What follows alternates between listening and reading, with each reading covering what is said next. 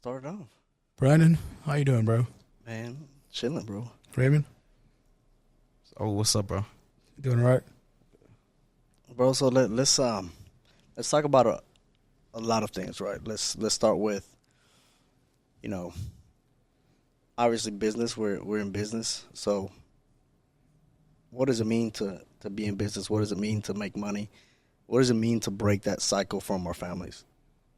We didn't come from that, right? We're used to you got to clock in, clock out, and barely make it. It's a different world. So let's talk about that. The challenges. What do we faced?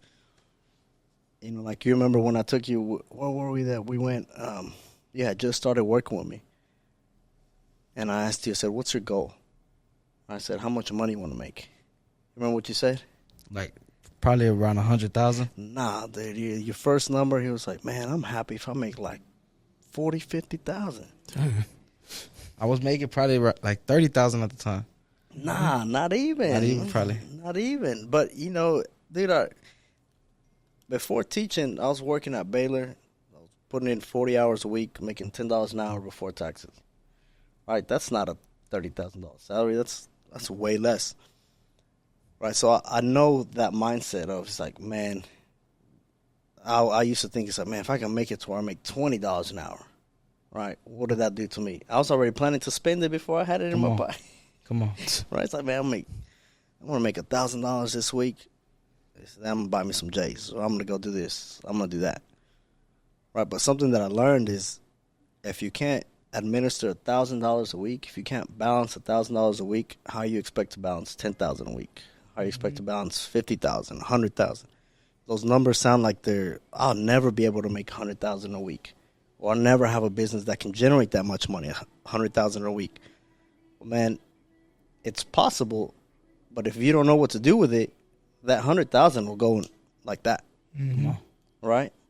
So you have to learn how to administer in the little. If you can't do that, you can't expect to administer 100,000, a million a week. That's good. Right? The reality is this: it doesn't matter how much you make; it's how much you keep. True.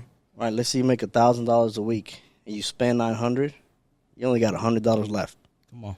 Right? I can make 50,000 a week, but I'm tricking it out and I'm staying with the $100. Come on. By the end of the week, guess what? We in the same boat. I just have more expensive taste, but I'm still broke. In my mind, I'm still broke. I still have to then figure out, man, what am I going to do for tomorrow or for next week? How I need to go and make some more money so that I can trick it out again. Mm-hmm. So it starts in your mind. It's a mindset. And I think that's the biggest problem in society nowadays, that with these kids, especially in our industry, they're learning how to make tons of money, but no one's teaching them how to do something with it.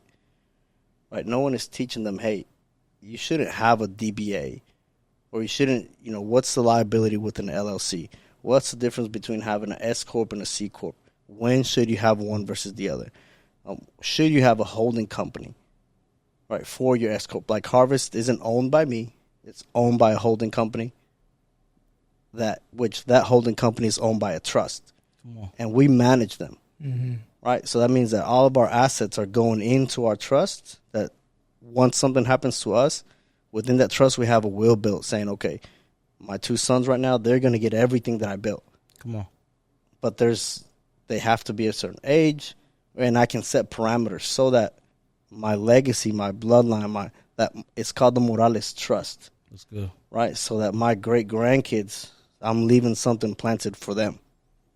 So that's what's the problem right now. Like, do you ever think before coming with us, you think about your great-grandchildren? Yeah, I think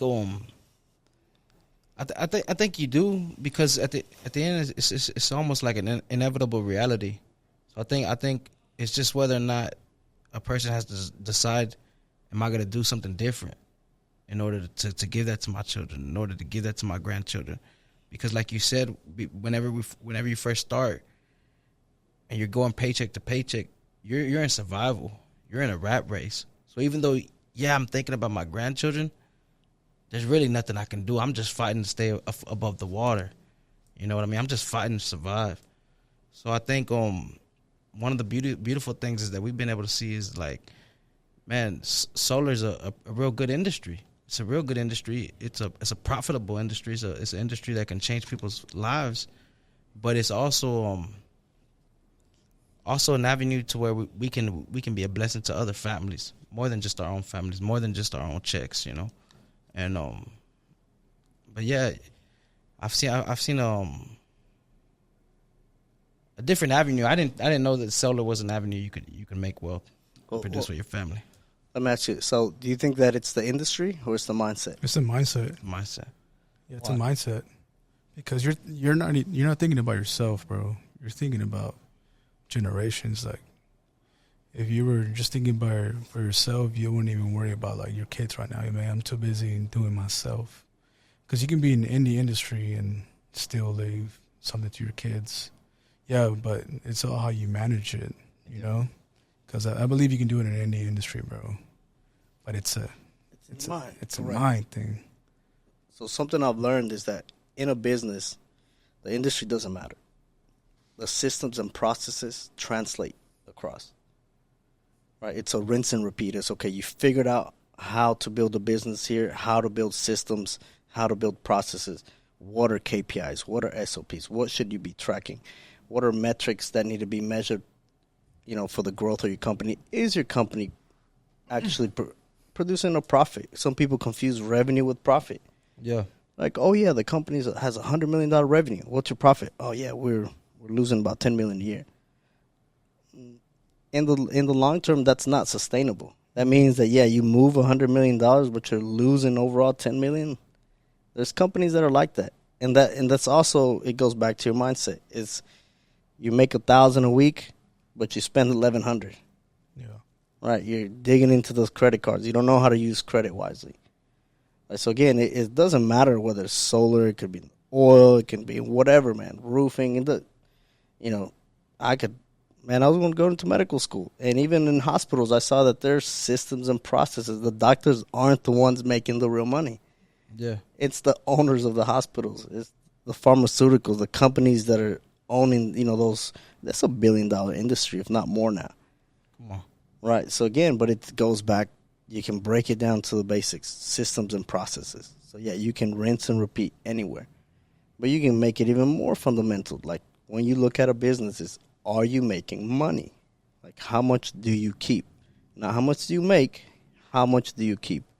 Right. I told you at the beginning, if you make $1,000 a week and you're only keeping 100, and I make 50,000, I'm only keeping 100.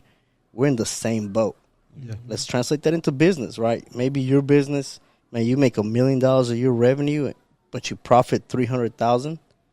Dude, I can make 10 million in revenue, but if I'm still profiting 300,000, I just have a bigger headache for that 300,000 than you do.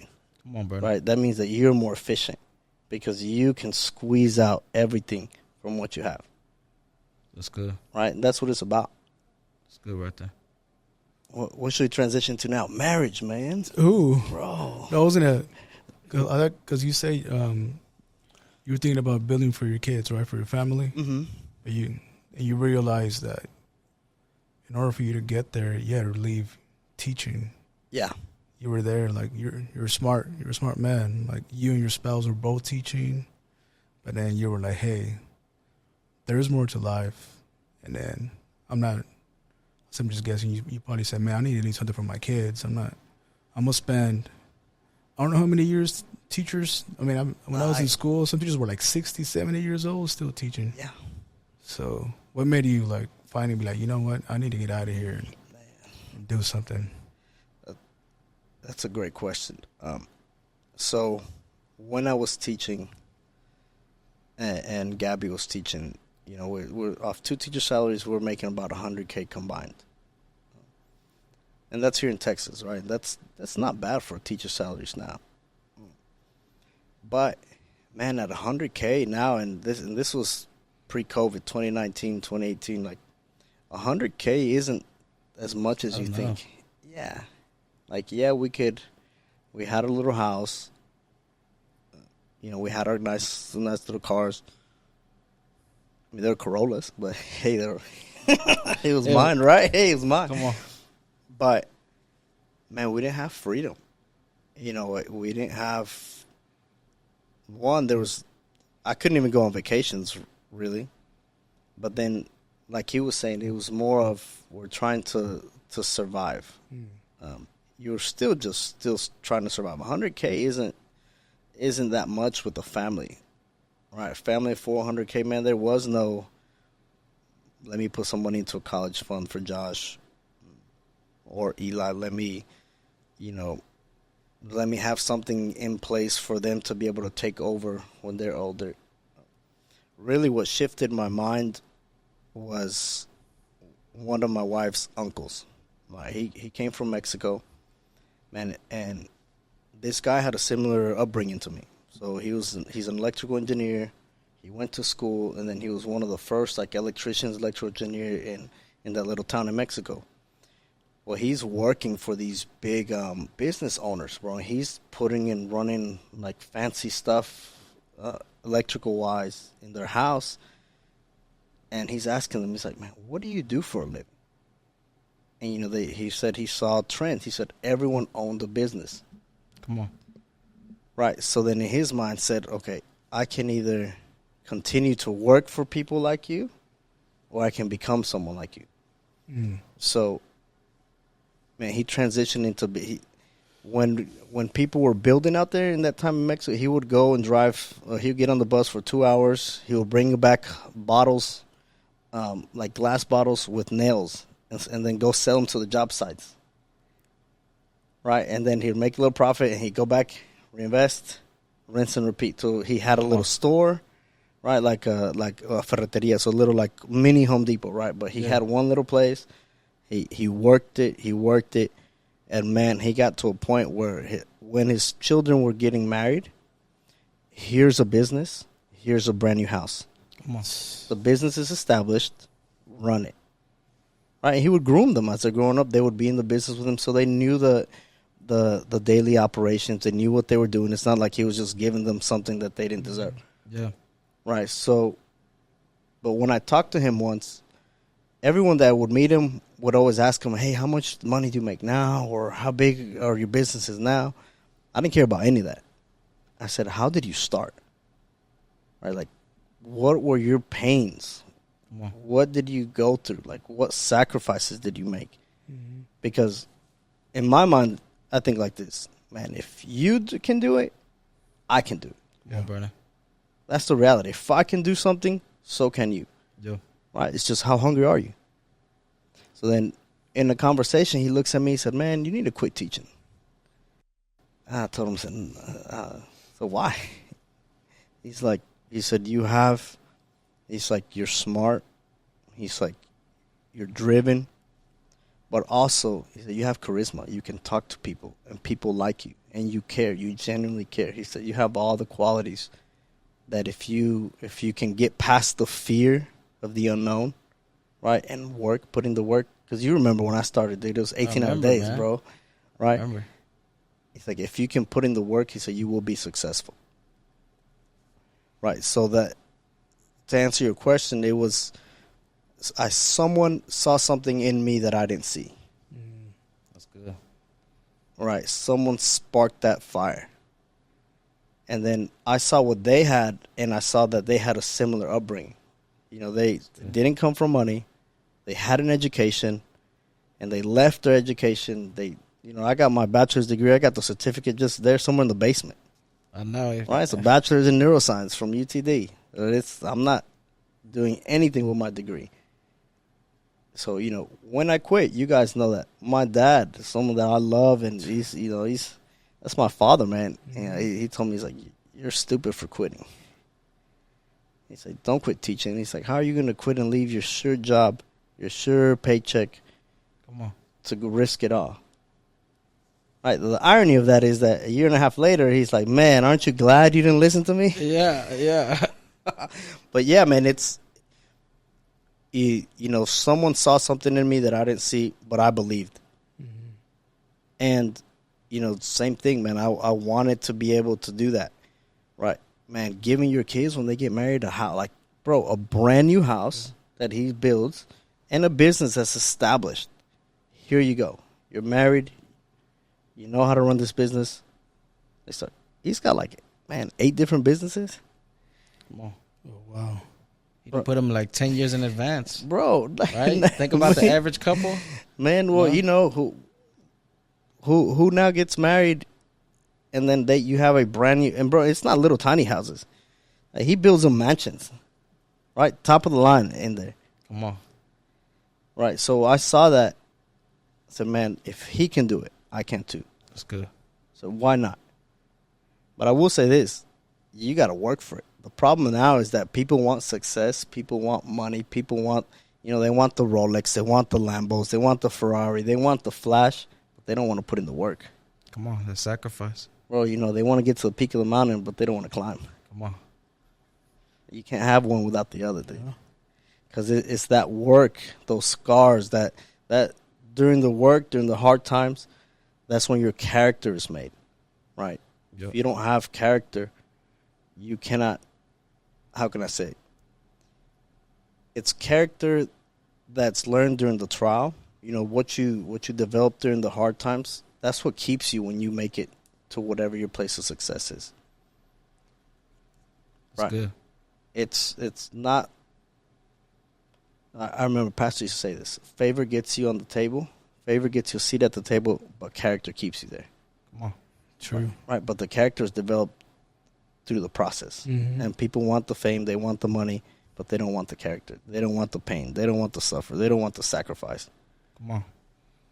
That brings the authority. It brings the authority, the weight behind your words, the weight behind your effectiveness, the weight behind your skill, the weight behind your craft. It's not just normal. Like, you sacrifice, you bleed for that. You invest for that. You lay it all on the line for that. Like, it becomes different. It becomes personal. So I think that's what separates a lot of people. There's a lot of people they want that, but they're not, like you said, they're not willing to invest that. But they don't know the outcome, the benefits of that. They only see the loss and the sacrifice and the pain of that, but they don't see that it reaps great rewards. Well, it's faith, man. Yeah, right. You're truly walking in faith. Absolutely. My relationship with God and my faith grew when I jumped into business, because there in business, I truly didn't know if I was going to eat tomorrow. Come on, brother. Right. I did my part. I went out to look for it. But even, we're in sales, dude. We hit 100 doors. Sometimes 100 doors doesn't give you anything. Come on. Right. So that's where my faith grew. That I said, God, I'm going to do everything in the natural, believing that you're going to, everywhere I fall short, you're going to complete in the supernatural. Come on, that's good. All right. But it takes some balls, bro. Like, I'm not going to lie, dude. Man, like, You got to be ready, man. bro, some people like to talk, but when it comes to walking that, they're not about it. Come on. All right. But yeah, man, I mean, we're blessed where God has taken us. I think one of the biggest blessings for me is that through business, it's not only my family that eats. Right. I wanted to be a doctor. That's good. Well, if I would have gone that route, my family would be well off. Right. But it would be just my family. Through this route, though there's a lot of pain, though there's a lot of trial, tons of headache, most of the time I felt like I was losing. Most of the time I felt like I was getting my teeth kicked in, dude. Like, you don't understand how it feels to wake up and everyone's telling you, man, you're doing so good. And deep inside of you, you're like, I feel like I'm failing. Yeah. Yeah. Bro, that's entrepreneurship. Come on. Right, everyone else is, man, you're killing it. Inside of me is like, man, I'm getting my ass whooped every damn day. Like, that's what it is. But, you fight for those small wins, because when those little wins come, man, they come big. Yeah. All right, so it's about having that perseverance to say, man, I'm going to endure all of this for that one little win. Because, again, like, you'll have 1,000 losses, but that one win comes. When it comes in good. Come on. So it's just about that, man, perseverance. But that's character. We go back to the same thing. That's your character, right? That's developed through your process. Like, you can't just you can't just wake up and say, "Oh yeah, I'm gonna be a millionaire. I'm gonna be a billionaire." I wasn't born into money, and those that are, they're not taught how to be stewards, and they lose it. Yeah. And we've seen it. But now, man, right now, we're gonna switch it up a little bit. What's been in my spirit has been, man, working with marriages. Man, it's like the enemy society is attacking hardcore the nucleus, the family. Come on. And they're attacking men. Yeah. Right? What do you guys seen? I think men ultimately they're the gatekeepers. They're the gatekeepers. There's the protectors, the covering of the homes, and man, you just see like almost like an extra amperage of a voice that's pushing an agenda that's being pushed by today's society to make it to where the man's voice is taken out, stripped out, removed out of the house again. Almost like when they talk about how when the food stamp era kicked in, and it was, if you want food stamps, you want the free money, get the man out of the house. Mm-hmm. That's kind of similar what's happening right now in our society. Is they're pushing an agenda to the women, to the wives. Hey, you don't need a husband, you can do it yourself. And it's like it's a bad complex, man, because it puts a lot of weight on the wives to carry that they're not made to carry, and then it puts a lot of pressure on the husband. It's just a bad mix, but that's one of the things that I see that's happening right now. Yeah, man. My boy Saul's about to get married. Come on, Saul. I'm trying to learn from y'all, bro. Come on, Saul. From y'all, but I know, like in the word, bro, like the man is the head of the house, and they're trying to knock that down in their society. And I mean, we're believers, bro. Come on. That culture, we can't let that come in, but it is coming into our. You see in people's lives, bro. Like, we're the heads. Like, you're the ones that leads the home, that provides for the homes, man. What they're doing now is just causing a division in the families. Mm-hmm. You got the dad over there, the mom over there, and you have your kids getting taught by society, bro. Yep. So then we need stronger marriages, people that believe in the Lord, like that they know, like, God's first in our family, because that's what's going on right now, man. The family's getting attacked, bro. And so then we need that back. Like, we can't let that affect us, but it is affecting our society big time, bro. Like, you see, like, just families being hurt all the time, bro. Like, hey, where's your dad? I don't know. And then that's creating the little man that they're supposed to be. They're just becoming weak boys, weak men at the age of 20 when they're supposed to be, like, pretty strong, bro. What do you think, Raymond? I think just to piggyback as well on what I keep looking that way like that. Just to piggyback as well on what Saul was saying is that not only is it that it's the women being attacked, but it's also when the men aren't pursuing God and they're not pursuing their purpose with God. That's whenever they leave their families vulnerable for the attack. Because it's ultimately the men as the leaders, we find our strength from God. He's our life source to keep our marriage strong.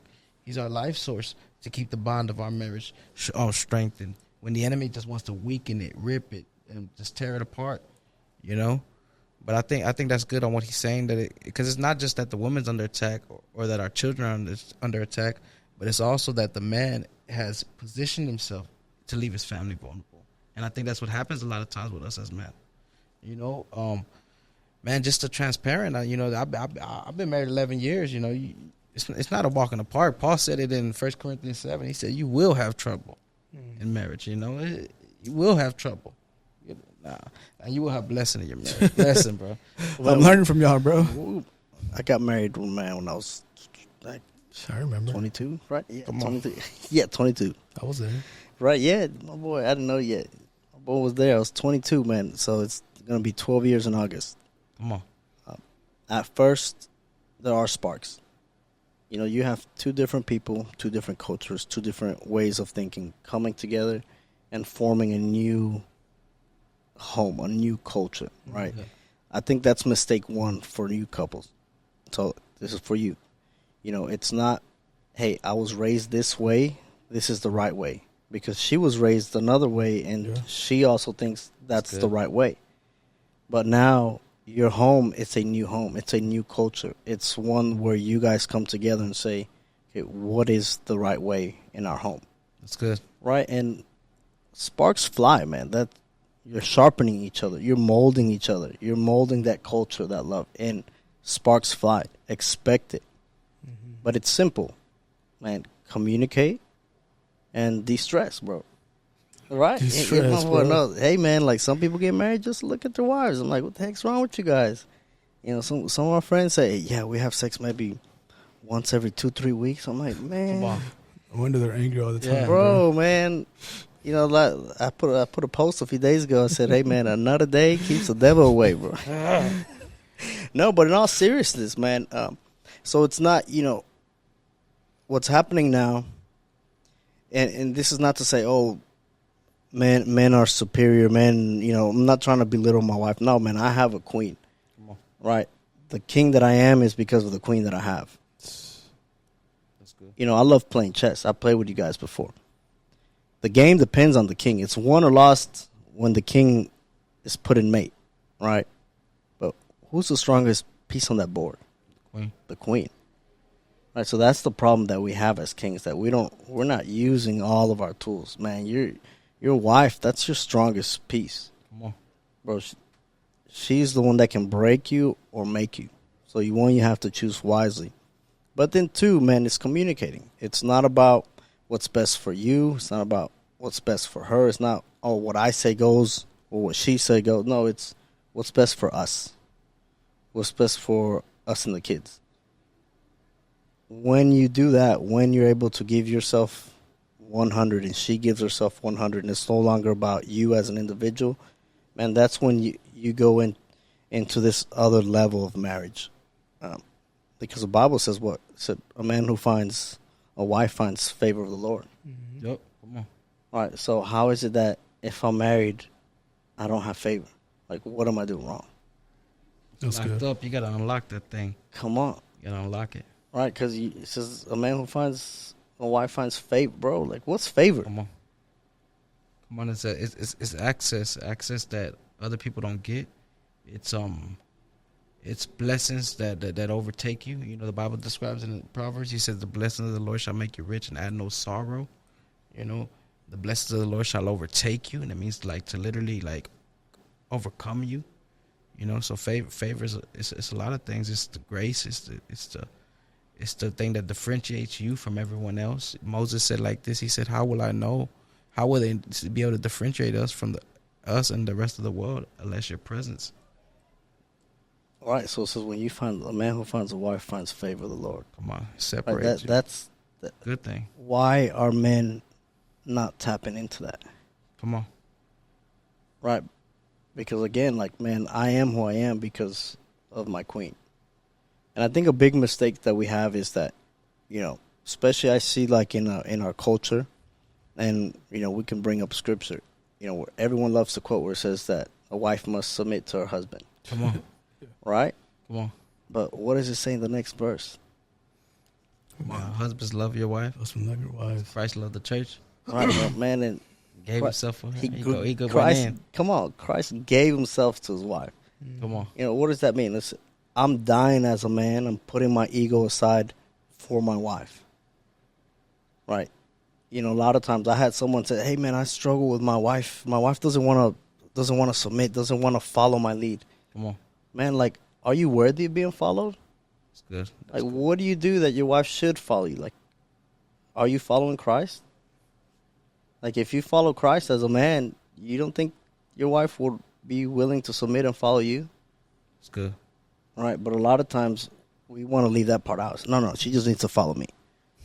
Submit. Right? No, it don't work that way, man. So you got to die.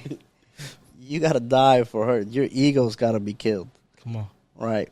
What you wanted goes away because now it's what's best for the unit. Come on, that's good.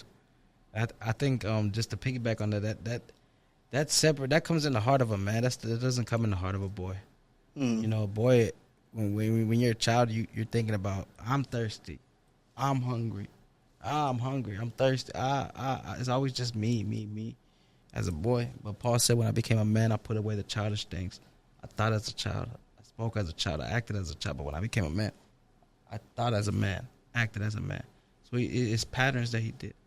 And that right there, the fact that, to piggyback what you said, is that it takes the ability to have a different perspective on why I'm doing what I'm doing. I'm doing this for my family. I'm doing this for the unit.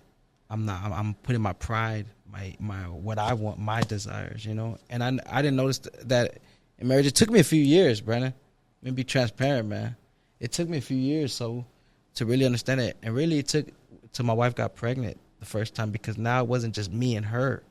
It was me, her, and now a baby. So now I think my perspective changed, rather, because when it was just me and her, it's easy to say, hey, what do you want to eat? Oh, I want pizza. What do you want to watch? I want to watch this. But now it's, hey, what do you want to eat? Well, I want pizza. But then there's you, my other kid. And then you have Grace in the back. I want McDonald's. Yeah, so it's extra. So then it starts to challenge you. Hey, have you really been living selfish? You know, have you really been thinking about your family as a whole? You know, that's good. So like you said, that's real good, because you have to start thinking different as a man to really tap into the favor of your wife. Yeah, boys don't unlock that. A man unlocks that. A husband unlocks that. That's good, bro. That's good. Take notes, bro. That was how I am. Because he was saying like Christ gave his life for the church, right? Yeah. You're giving yourself for her.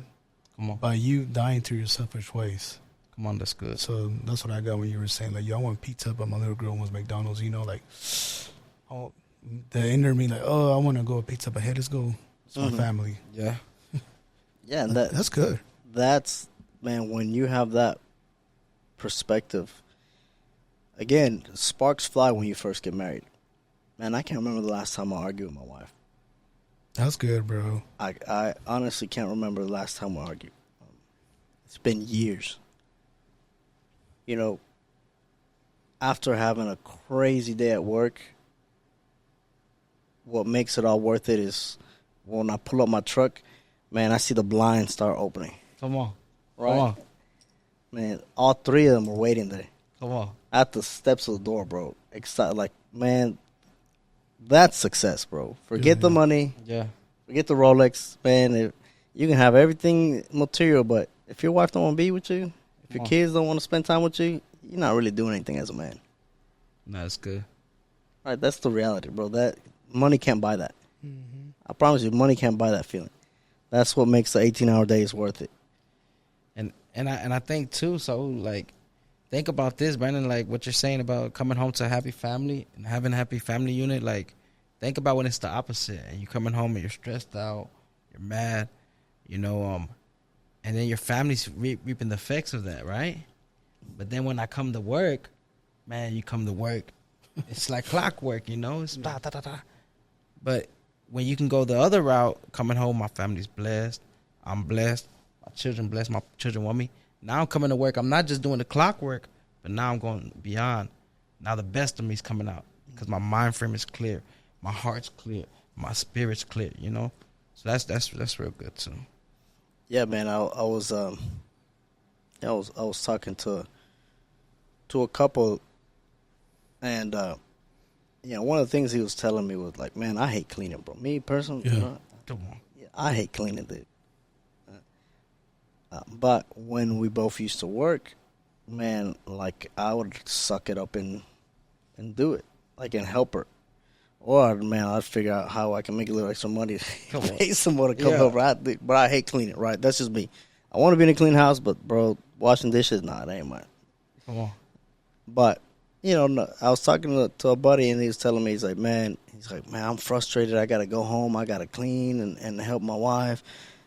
I got to do this. I got to do that. I got to change diapers. And I'm like, I said, are you frustrated that your wife is having to go work and help you provide? Right? That's the real. Like, it hurts, but hey, man, it should open your eyes. If you don't want to go home and man, watching Eli is a full-time job, and Eli's my 3-year-old. Come on, man. If you don't want to go home and help with your kids, or like, are you doing your part as a man and providing enough for your wife to stay home? Like, if you're not, then you can't really complain. Come on. That's the truth. Like, bro, like when we were both working, I had to suck it up. Yeah. Right? I had to.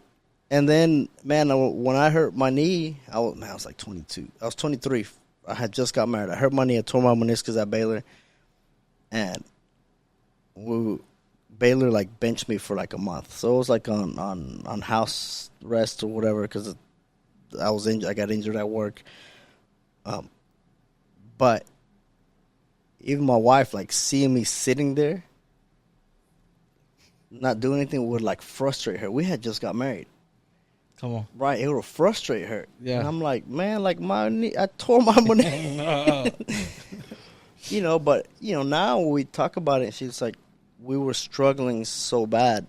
She's like, and I didn't have the luxury to stop. That seeing you there sitting down would frustrate me. Right, and I understood. I said, man, like, I wasn't doing what I had to do as a man. Yeah. Like, now, like, I get home, you know, and I kick my feet up. And I'm chilling. But she's not stressed out because she didn't just come from work. You know, she helps in the business a few hours. And then I'm like, do whatever you want to do. Go to the gym. Go, I don't care. Go shop. Well, I don't care. Take care of the baby. Do whatever you want to do. Right. So when I get home and I relax, it's okay. I earned that. That's good. The problem is, like, some people don't want to earn that. They just want to do it. Come on. They just want to relax all day. Yeah, bro. It's like, come on, man. How's your wife going to be the one that pays for your meals? Like, come on, bro. Come on. How's your wife going to be the one that bought the house? Like, man, hey, you know, if you want to be a stay-at-home dad, hey, more power to you. But you're out of order, bro. Yeah. Come on. Like, you're out of order. Like, let's get back to it. Like, you're out of order. Your wife might say she's okay with it, but she's not. Mm-hmm. Deep inside, she's mad. She's like, why am I the one working? I don't care how independent that woman is. Yeah. Come on. You are out of order. And that's what we live in a society now, dude. You know, society's telling these women that you don't need a man. Come on. And when they get a lazy man, because they don't need one, and they're like, why am I working? Yeah, then they mad. Come mad now. Right? But that's what's happening. When you're out of God's order, things don't work. It's frustrating. Yeah, things don't work. Bro, marriage is beautiful if you can communicate. And like I said, man, you should be having. If we go 2 days without having sex, like she's checking me or I'm checking her. But like, hey, like, it's been 48 hours, woman. Yeah, right. Come on, like, nah, like, you ain't get married. Look at you. Come on. Put the kids to sleep. Get some NyQuil, right? Bro, I'm serious. But, you know, we say joking around, but that's, you know, we try to go at least one a day. Twice on Sunday, baby. Come on, man. Yeah. My boy taking notes. He said, I'm calling in Sunday morning. 3 times on Sunday. He said, Pastor, I'm not playing on Sunday. But you should be, bro. Yeah. That's, man. It's a stress reliever. Not only that, when you have intercourse with your wife, when you have sex, there are hormones released. Come on. Right? Oxytocin is released. Teach the science. Come on, bro. I got a biology background. Come on, Teach bro. the science Oxytocin is released. Come on. What is that? It's like they call it a love hormone. Oh, okay. Right. So it's I think it's been a while. Is it oxytocin? It should be. Don't quote me. It's been like 10 years since I've been in school. But anyhow, there's a love hormone that's released. It's the same hormone that's released when a mother breastfeeds their child. It creates a bond. That's good. So guess what? The more sex you have, the more you spend time with your wife, the stronger that bond becomes. That's good. Right? Like, that's why some people, bro, like, they just roommates. Come on. All right? They just roommates. They need someone to help pay the rent. Come on. It get like that. It does. True. Let's That's be true. real. I learned the hard way. And you're frustrated. You're not happy. Sparks fly.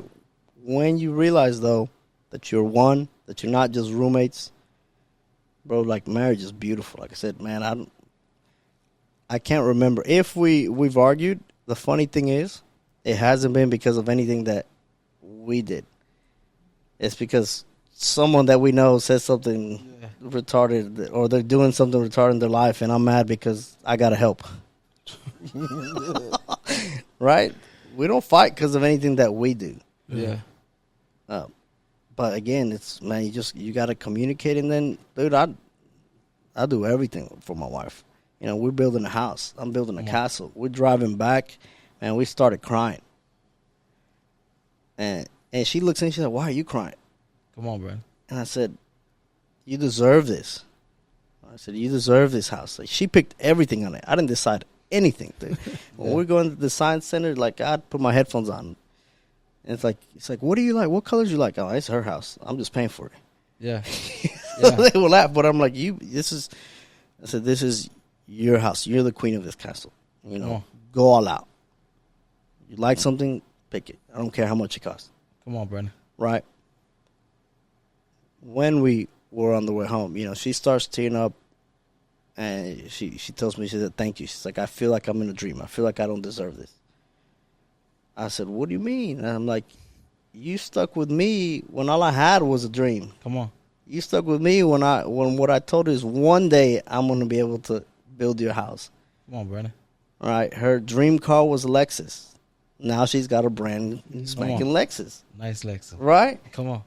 But, you know, I'm like, you were with me when I didn't have anything. When all I had was one day, I'm going to give you and the boys this.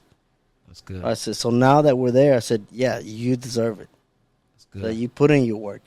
So you dealt with me for 10 years. Like, I wasn't the easiest one to deal with. Come on, brother. I said, but you put in the work. I said, yeah. And now, you know, we have our own little joke. She's going to be mad when she sees this. You know, but, you know, she always tells me, because I try to not have her do anything in the business or just help me very little. Yeah. And then whatever she needs, she want to get her hair done, I want to take her lunch. Yeah. Right. And she's like, oh, you're so good to me. And I'm like, oh, so they hate on you. So it's like, you can tell them my husband's better than yours. No, I'm playing. But, you know, I was telling, she's like, I feel like I don't deserve this. I said, I'm like, you do.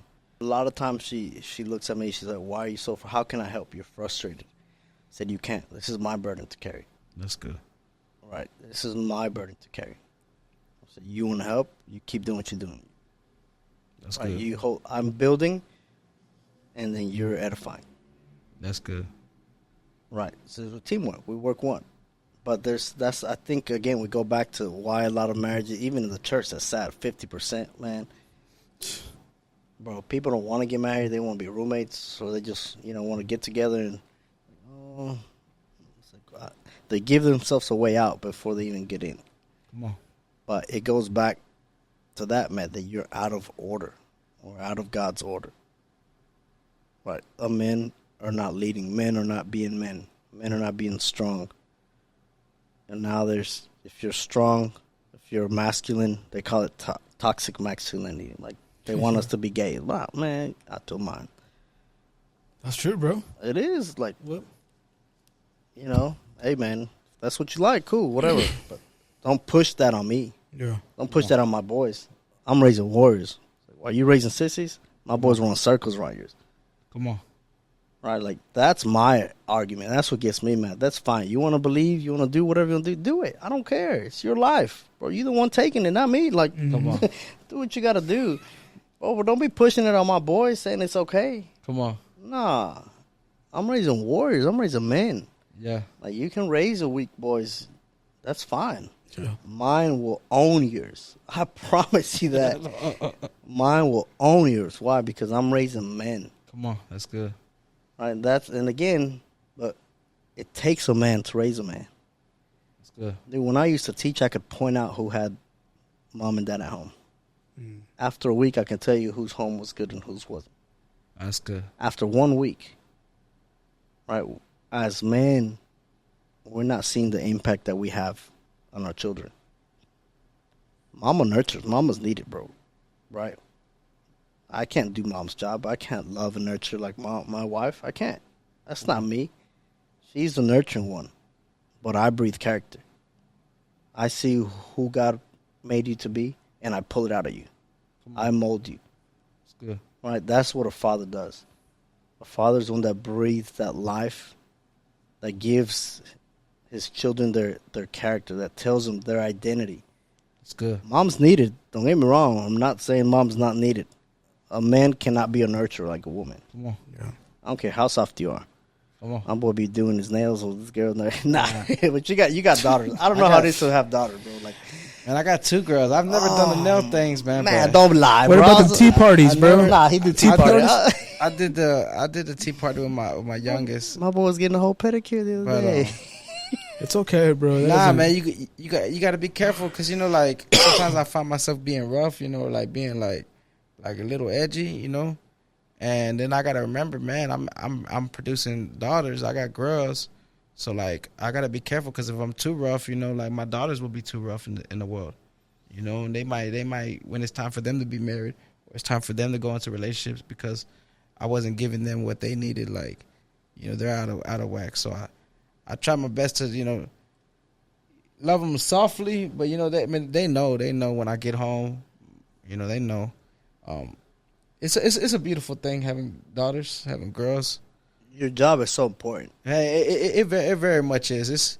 It's crazy, Brandon. So just I don't know how far we're going on this podcast, but I never had a dad, so I was scared, man. You remember, man? He had when I met Brandon, Josh was probably like what 2 or 3. Mm-hmm. My youngest one was just born, maybe like close to a year, and man, we were both new fathers. Man, you remember, man? We sit there on my porch, and I'd be like, man, I'll be scared, man. I'd be scared, but like I think that's one of the beautiful things is that even just like with business, like we've been learning with the company, there were a lot of times where we hit roads where we were scared, like, whoa, what's gonna happen?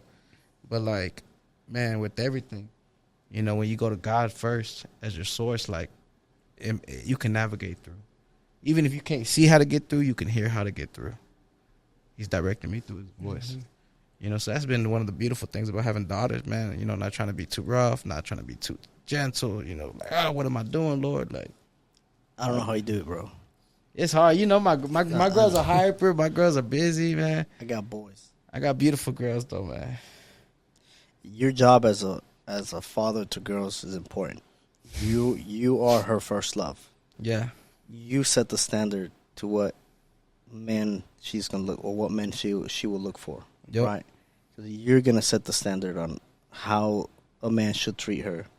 Yeah. That's deep too, man. Because that's a lot of weight, a lot of responsibility, And after I had my first daughter, like you couldn't even argue the same, You want to argue and you see the baby, you're like, I'm looking at my baby, So like it changes everything. It does change everything because not only that, but it's their mother, It's their mother. There's certain things that I've learned. I love reading, man. But I took this course in psychology, and it came to family. So like when we got married, we had certain non-negotiable. Right. One of them is that we weren't going to yell or argue in front of the boys. That's good. Or if she was disciplining him or if I was disciplining him, we were not going to jump in front of each other, right, in front of the boy. That's good. Right, like if I spanked him, she wasn't going to start telling, hey, you don't spank my babies. No. They do that. They do that out here. But, one thing's abuse, one thing's spank. Like when I spank him, I count to 3. 3 spanks, that's it. Maybe not for him, it's more for me. So remind me, I need to draw my line. Yeah. Because after 3 spanks, or even if it's a belt, you pop them 3 pops, after that you take your anger out. Yeah. You're not disciplining them. No, you take your anger out. That's not being a good father. Yeah, that's not right. So, I would count 1, 2, 3. That's it. And if I was still angry, man, I need to go to the other room. Yeah, not for him. It's for me. Yeah. Because I got a temper. That's me. That's my character. I got a strong character. So, but I knew, it's like, okay, like, I can't go overboard. But we talked, said, when I discipline, here are my parameters. I'm not going to go and just start beating him. That's something else, right? So I'm staying within parameters. Said, do not come and say, no, don't do that. Don't discipline my son. Like, or, there's people that do that. That's true. They do. Right. Do, man. And I will tell her also, if they do something we had just got married. I said if Josh was to do something while I'm not there, don't expect me to spank him when I get home. Right? That's good. You know, he acts a fool, and then 3 hours later, Dad gets home and I spank him. You know what message that gives him? That spanking's not associated with what he did 3 hours ago. That spanking in his mind is associated when Dad got home. Come on. So now the problem is that a lot of times Mom doesn't want to discipline or can't discipline because that nurturing side, right? It hurts. I spanked him and now it hurts me. I remember my dad used to tell me it hurts me more than you. Yeah. Like, you're not the one getting beat. But, Yeah. but, you know, I understand that now. Yeah. But I will tell her I will not spank him if I'm not there for what he did. Because then in his mind, he just associates Dad got home, I'm getting a spanking. Yeah. Right? Then when Dad comes home, no longer is Josh and Eli waiting for me at the door, because now it's like Dad gets home, man, I'm about to get a spanking. Yep. Right? It's little things, dude, that we're not taught. That's good. It's But programming. it's true. You're conditioning it Yep. into your kid's mind. Now, Dad gets home, I'm gonna get spanked. So we had our non-negotiable, right? I'm like, I don't care what he does. If I'm not there, you need to spank him. Yeah. Right. I said, I won't. So when you can communicate and you have your non-negotiables, man, bro, life is beautiful. It's easy. There's no real arguments. Man, I can't wait to go home. Like, Come on. I'd rather be home anywhere else. Come on. My wife's like, let's go out. I said, why? I'm home. Like, Yeah. this is my kingdom. Like, Come on. it's peaceful. I got you. I got the boys. I care if no one else is here. Like, I'm serious, dude. I love being home. Come on.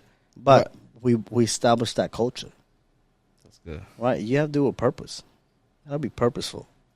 And a marriage is like anything else. The more you put into it, the more you get back. Yep. That favor. Favorite, come on, bro. I'll do it all over again. 22, I'll get married in a heartbeat. Come on. Bro. Estamos ready. Shit, my boy soul's ready. So, Yeah, man, it's been a crazy ride. Seeing God open doors in our life has been crazy. It's funny because to me, I still, sometimes I still don't feel like I'm winning, like I've earned my stripes. come on. But, one reason is it's not because of me. It's God's favor.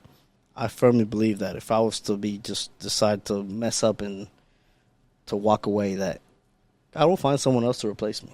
Come on. All right, because it wasn't me that built this. Bro, Right. I was just a steward. It's good. Right, so it's been an interesting couple years, man. Going from not knowing if I was gonna have food for the family, Excuse me. having to borrow money to get diapers. Come on. You saw my first house. Oh, you saw it too, right? Yeah. I got a picture, bro. The only thing I had in that house was a red couch that my mom gave us. I didn't even buy. I couldn't afford it. It cost like $500. We went to like one of those little places. It wasn't even a nice couch, dude. But it was mine. But I had that couch. We had one TV, and we had a little couch that someone gave Josh. That was our living room, bro. Yeah. Empty, dude. Come on. Right. I remember the struggle. And then now is, man, I retired my pops. Come on. He works for Harvest, but he can be chilling all day. He's gonna sell. If he pull up, we jumping out. Yeah. There. He ain't don't touch nothing. Right, but he's got a salary. He's got his big old country 2500 He truck. ride it clean. Like, So fast. bro, like, you want to flex? Don't show me a Rolex. What you doing for your parents? Yeah, come on. Oh, Come on, you I've want seen that, bro? bro. You want to flex? Don't show me what. Bro, like, what are you doing for your parents? What you doing for your family? How many families around you have you changed? Come on. Dude, Right. you just said something, bro. That's the real flex to me, Yeah. bro. Because Like, people do spend a lot on themselves, and they like, here I'm visiting my parents. yeah, your mom My ain't got food parents for live in a jacked up home, bro, bro. or parents ain't got money for food or not, or Come on. nah, you got me messed up. You want to flex? Show me the circle around you. Don't show me what you got. Show me your circle around you. Right. I was with a good buddy of mine. I was on a Zoom, and with Mikey Lucas, and he was telling me, he's like, hey, write down your goals. Like, what do you want? And that's like, that money can buy you. Like, what do you want? Man, and it's not that I'm filthy rich, but I have what I want. I have my wife. I have my boys. We have our house that we're building. We have, like, we want to go on a trip. We can go. Can't buy an island yet, but I can go on a trip. Like, I can, Come on. you know, do what I want. I might not be able to buy a jet on an island yet. Say yet. We don't have one. Come on. We coming for that. But that's not something that I'm looking for success. Having a jet's not going to define if I made it or not. Right. So then I was telling him, I said, man, I said, I'm content. Like, I don't want a jet. I don't want a yacht. I said, but what I do want is to have people that I know came from where I came from. Right. It's like, I want you to be in the same $1 million neighborhood that I'm going to be in. Come on. I want Saul there. I want our kids to be in a private school. Yeah. Right. I want to have millionaires around me. I want to have billionaires around me. That's good. That I helped build. Come on. That to me is what measures how successful you are. It's how many people around you have you taken them from poverty to, and buy whatever the hell you want money. Come on. Like, have you changed their bloodlines, right? Where, you know, how many people around you have trust now, where their families are set off. Well, that's my definition of success. It's not what I can buy. Like, when people flex, I got a Rolex. Cool, man. Cool for you. Like, it's nice. I don't want one too, but I can't justify it to myself spending that. Yeah. Not that I don't have the money. I'm not trying to be arrogant that I do, but why? Like, what's the point? Like, I'd rather, in 2 months, we're taking my parents to Dominican Republic. They can go babysit over there. Come on. Like, Yeah. right? Like, I'd rather pay for them to go over there. Yeah. Drop some money and have them babysit over there. All right, and then I get to be with my wife on the beach. And then they're at the beach too. But, you know, last vacations, we pay for them. Right. I'd rather do that. It's share joy with, like, money's a tool, man. I told you when we went to Houston. Right, money's a tool. Yeah. You know, people say money doesn't buy you happiness. I mean, bro, it can buy you things that make you happy, but it can also buy things that make other people happy. Or it can buy things that changes other people's future. That's good. Right, money's a tool. How are you using it? Are you using it to build something? Right, because the wealthy use money to make more money. Some people exchange time for money. Others exchange money for money. Or you leverage other people for money. That's good. Right, the wealthy leverage people and money. They don't sacrifice. They don't exchange their time for money. That's good. Right, because time is limited. So money's a tool. Right, it can bring you stuff that's fun, but it can also help you build.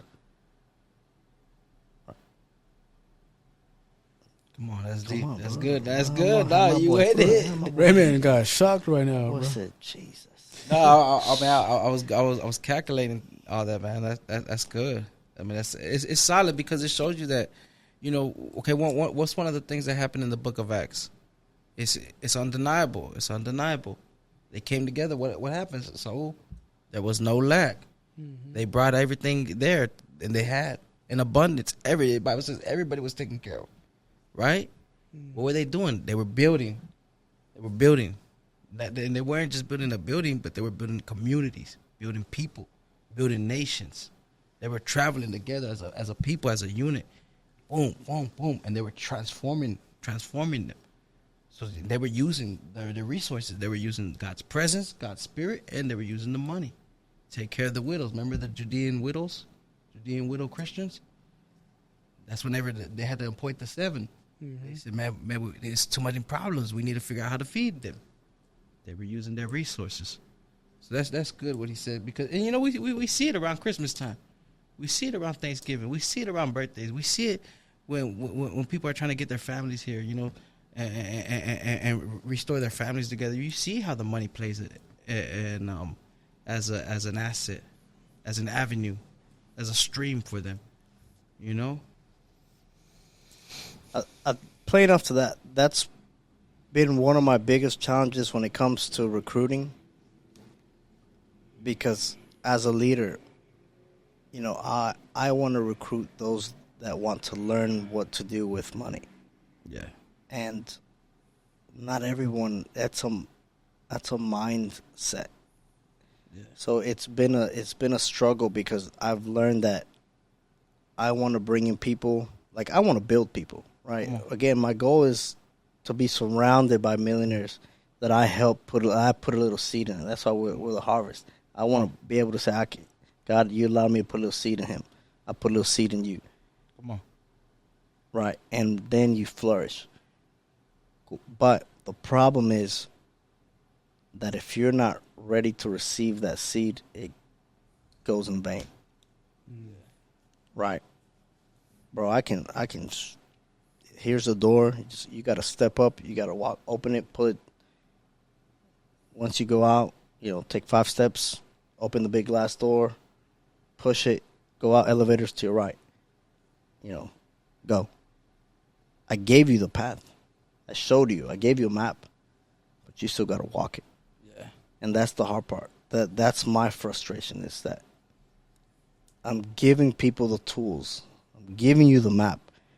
Bro, I'm trying to show you how to generate wealth without going through the struggles that I went to.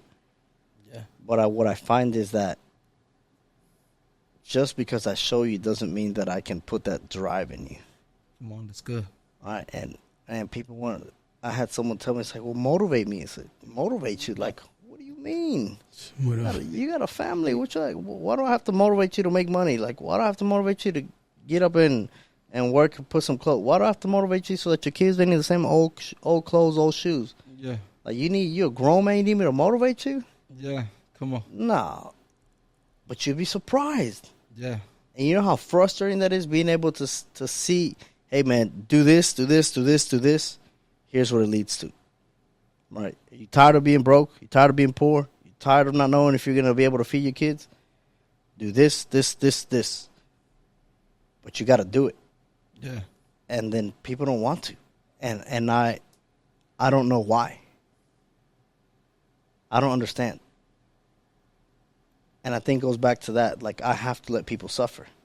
Not in the sense that I'm not going to help you, but that suffering, that's when the character is built. Yeah. Right? This is not like entrepreneurship or making money in sales overall. It's not for the weak. Mm-mm. Knocking doors is not for the weak. You know, getting people to slam the door on you or hear no. Pull a gun on you. Bro. Chase you. It's not for the weak. It's not for the faint of heart.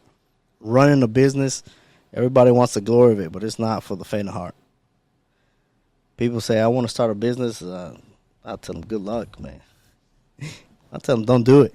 Come on, don't do it. Don't do it. Don't. Well, bro, Sean talks to us in Apex, right? He's like, man, Sean Pollard, bro. Yeah.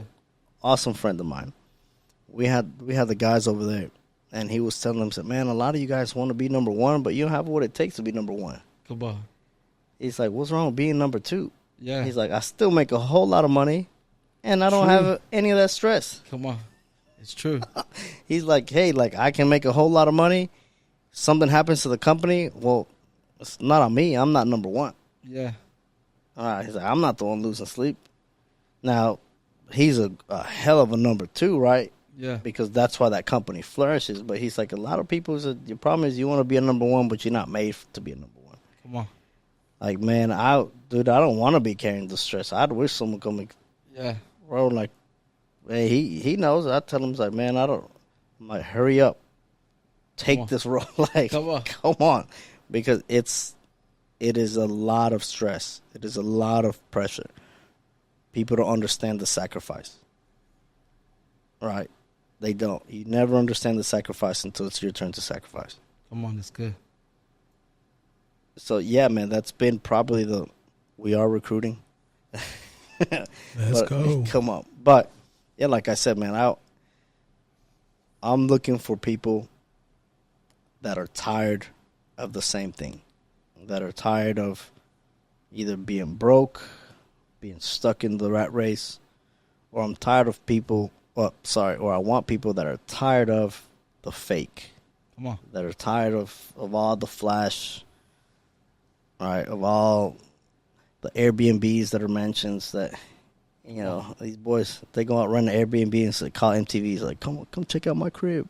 It's not even theirs, bro. You'd be surprised.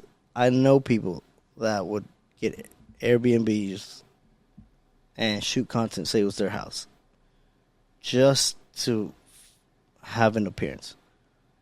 Right? I know people that, man, had expensive cars. Shoot, I had a cousin back in the day that my boy had an old Mercedes, dude. Yeah. I had a little 92 Prelude. Yeah. Right, a little cheap old car. It was fast. Yeah, hey, man, it was louder than it was faster, bro. You could hear it from a block. Sounded like we're going 100 miles an hour. We're barely going 20. But, you know, I had cousins that had those old Mercedes. They spent all their money in their cars. Yeah. And he come to my house, hey, let me borrow $20. I ain't got gas. Bro, you got a Mercedes, you ain't got money for gas. Get out of here, dude. Man, he was pumping that 93, man. Well, that's the thing, you know. People they're so worried about keeping an impression that they spend everything that they have. Yeah, the priorities are. Yeah, they're messed up. You know, and like I said, that's been my struggle recruiting is that, man, what you see is what you get. Yeah. I have zero interest in, like, what do you call it? I have zero interest in trying to get you to like me or trying to get your approval. Come on. I'm already married, dude. I got one. Come on, man. The one person approval that I need, that I want, I got it, Come bro. on. Like, I have zero interest in whether someone likes me or not. Come on. Right? I'm not trying to prove something to them. But I want to show you that you can build wealth. Come on. And it doesn't have to be flash. Like, it is real. And, dude, like, the wealthy people that I've met, bro, they dress in Target T-shirts. They ain't got name brand shit. Come on. Maybe Nikes. They got the old New Balance. You seen those? Yeah. With the hot socks? Come on. They're going to have some new barbecue balances shoes. on. Bro, like, Come on. you know. So You see that bank account, though, bro. It's got a couple zeros on it. Yeah. Right? I'd rather have that than have a Rolex, have a Ferrari, have whatever, but not enough to put gas in it. Come on. When my kids want some food and I can't buy it. Come on. That's the life we live in. People just, you know, they want the glamour, but it's fake, man. It's fake. The real people that have wealth, that have money, they're not the ones on Instagram saying, oh, yeah, come look at my crib. Yeah. They're not. Or you got some guys that, man, like, you know, they might live in a $1 million house or a $10 million house, and they have a jet, but the people around them live in apartments. Come on. Mm-hmm.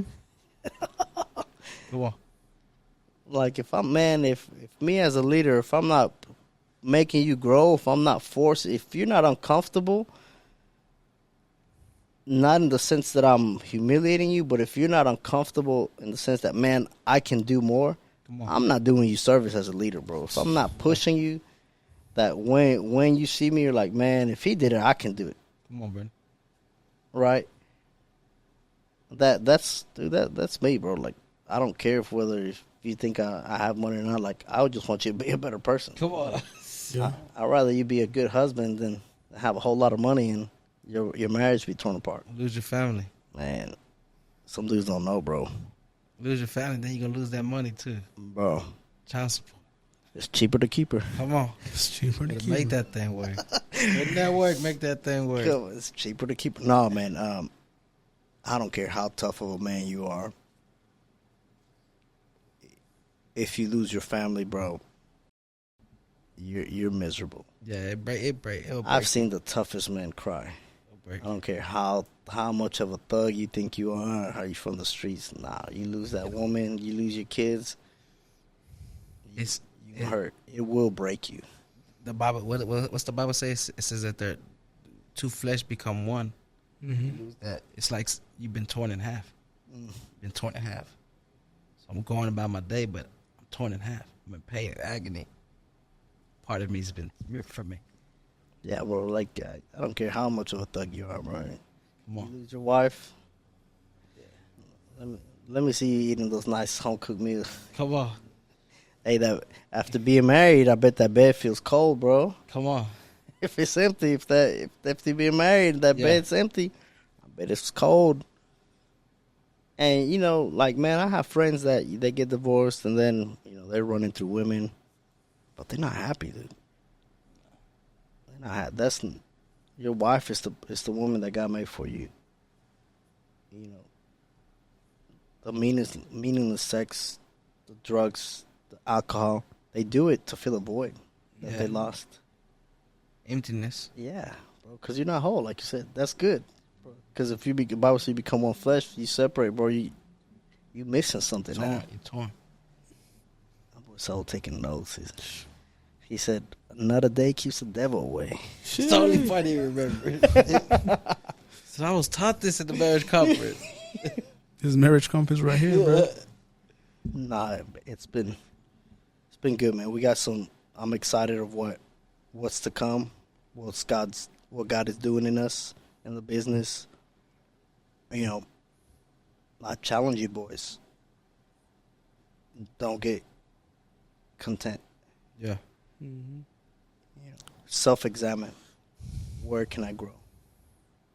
What can I do better? Can I be a better husband? Can I be a better father? How can I make more money? Before you ask yourself, how can I make more money? You need to know what you want to make money for. Yeah. All right, so, man, like, I've told you, so do a dream board. Like, what do you want? Write it down. Bro, before I bought my first truck, I wrote down, I'm going to buy a truck. I wanted this color, and it's going to be this brand. Wrote it down, put it in my wallet. Said, I got 6 months. Come on. Bought that sucker in 3. Come on. Right. I had set of goals. Like, I want my castle by the time I'm 33. I missed it by a little bit. I'll be 34 when we move in. Come on. Right, but it's my third house. And I said my castle's going to be a big old house. Yeah, We finna throw some. I told Gabby we need to have more babies to fill it up or something. Like, I don't know. Come on. But, if you write down your goals, you have a target.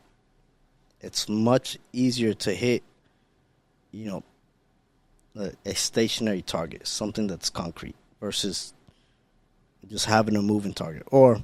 And put it this way. Let's say you're in a boat and you're rowing, right? If you don't have a destination, if you don't know where you need to go and what it takes to get there, bro, you can be going in a circle. Yeah. You feel like you're moving, but you're not making any progress because you have no goals. You have no destinations. That's what's like, what do you want? What does it take to get there? What do I need to do to get there now? Right? And then how? You have to have a plan. Yeah. You can't just go to sleep or wake up in the morning and say, God, bless me, please. Give me millions today. Yeah. And then go back to sleep. Bro, Jesus didn't call the lazy. Right. All his disciples were doing something. They had businesses. They were doing something. They weren't at home sleeping. Yeah. Right. That's the mistake that we make sometimes, especially as believers, that we forget that for every miracle, and you're a walking encyclopedia theologist, bro. Yeah, boys know. But for every miracle, there was a man that provoked that. Mm-hmm. Right. God waits for men to provoke that miracle, to bring that supernatural into this realm. Well, what it say? It said the kingdom of God is at hand, and it suffers violence, and the violent take it by force. Mm-hmm. You literally got to force the kingdom to manifest. Right, but a lot of people said, Jesus, I want to be a millionaire and go back to sleep. Give it to me, Lord. What did Solomon say about the ant? So this messed me up, man. A few weeks ago, I was reading when Solomon's talking about the ant. He says, take notice of the ant. And it tripped me. I was telling Brandon, he says, I was walking, I seen the field. I considered, I'm putting, you got to be careful, man. I'm putting in two different parables.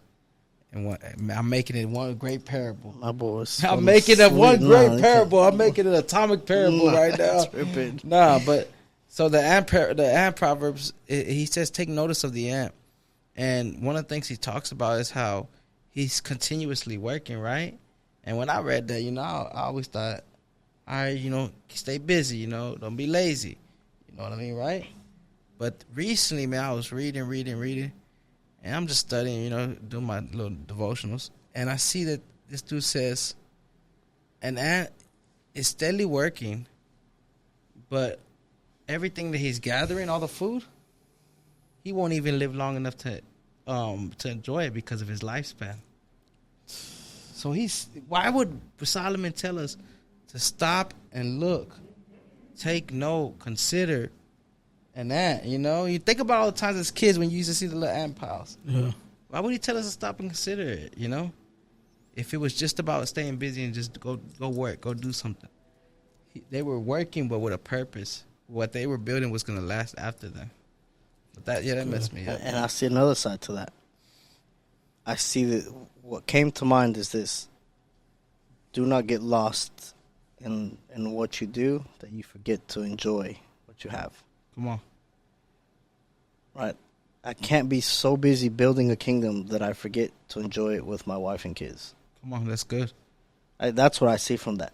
That's powerful. It says that everything that he builds, he's not even going to get to enjoy. Yeah. So stop.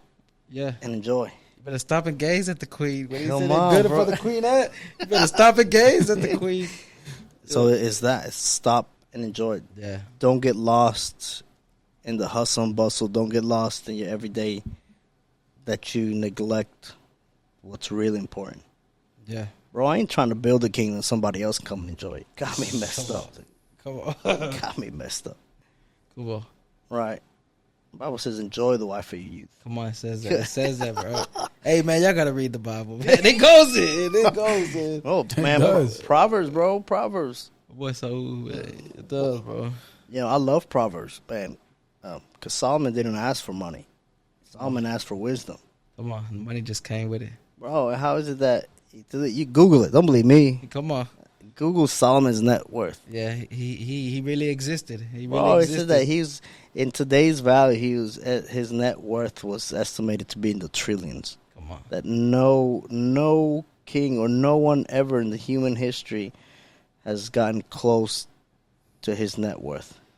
And then not only that, it says he was such a sight to see that they were traveling to see him. Mm-hmm. They wasn't catching planes.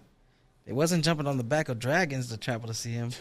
But they was going boat rides, the dangers of boat riding to come see him, the extreme. We got to see him. I got to hear for myself. And then when they would come, what did she say? She said, it's not even to what I've heard. What I've seen doesn't even compare to what I've heard. And Solomon was going off, man. Man, the Solomon was a trip, bro. Wisdom. Come on. But then, you also have to be careful. Because Solomon didn't end too hot. Come on, man. But no, man, it's been interesting. Been an interesting ride. I'm excited. I'm excited for y'all. I'm excited. My boy finna be. Well, so man, you finna get married, so. Amen, bro. Big blessed, man, my boy. So. Bro, I told him that for his honeymoon, bro. I'm gonna put a liquid IV to him. That way, put him dehydrated. My man's ready, bro. No, boy, he's ready, he's bro. not finna dehydrate. So he been waiting, bro, fasting and praying for like the last 10 years. He ready for this. Boy, ready, bro. I'm ready, dude. Come on, that's bro. a slag, bro. Oh, this your time. This is season. But boy. let's call it a day. Let's go. All right, yeah, we're out, man. We are out.